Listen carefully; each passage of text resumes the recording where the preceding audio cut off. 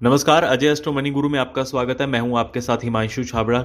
आप देख रहे हैं इंडिया का first global digital business channel जो आपको हर भाषा में कराता है हर खबर से अपडेट, चाहे वो बात मार्केट की हो, कमोडिटी की हो, शेयर मार्केट की हो, मौसम की हो, हर तरह की खबर से आप रहते हैं पल पल अपडेट।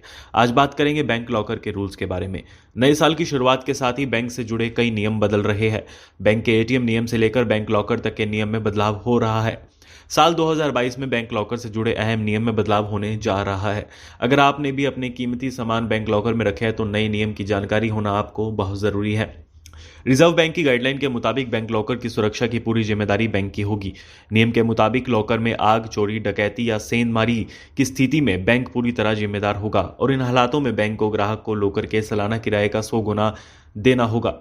वही भूकंप, बाढ़ जैसी प्राकृतिक आपदाओं के कारण अगर लॉकर को नुकसान होता है तो बैंक इस तरह के नुकसान के लिए जिम्मेदार नहीं होगा।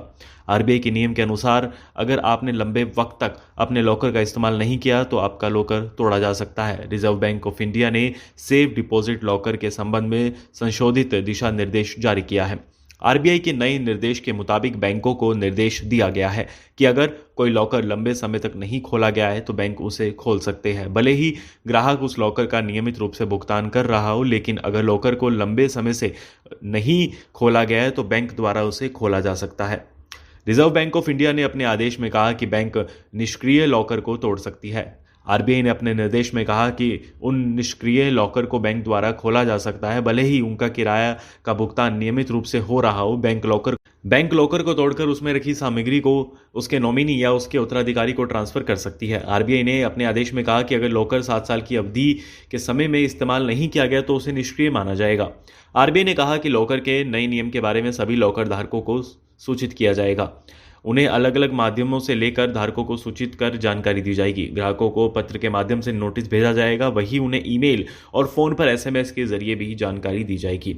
आरबीआई ने अपने दिशा निर्देश में कहा कि बैंक हर संभव कोशिश करेगी कि इस्तेमाल ना हो रहे लॉकर के ग्राहक को संपर्क करने की पत्र, ईमेल, एसएमएस के जरिए संदेश भेजा जाएगा।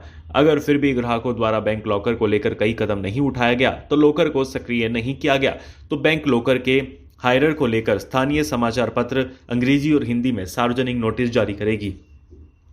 अगर फिर भी लॉकर के हायरर का पता नहीं चला तो बैंक के एक अधिकारी और 2 स्वतंत्र गवाहों की उपस्थिति में उस लॉकर को खोला जाएगा, जिसकी पूरी वीडियो रिकॉर्डिंग होगी। उस लॉकर से जो भी सामग्री निकलेगी उसे सीलबंद लिफाफे में रखा जाएगा और उस सामग्री को फायर प्रूफ तिजोरी के अंदर तब तक रखा जाएगा जब तक उसका ग्राहक या नॉमिनी नहीं मिल जाता। तो ये थी कुछ खास जानकारी जो हमने आपको बताई कि इस तरह के बदलाव होने जा रहे हैं। आरबीआई की तरफ से ये गाइडलाइन जारी की गई है। 1 जनवरी 2022 से ये बदलाव होना शुरू हो रहा है।